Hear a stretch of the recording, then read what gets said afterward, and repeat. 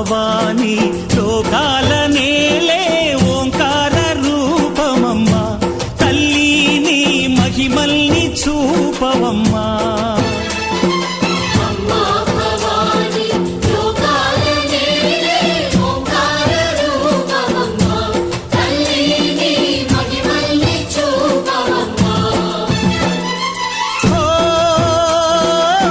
సృష్టికే దీపమా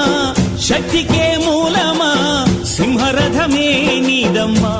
అమ్మ దుర్గమ్మ భక్తులను దీవించుమా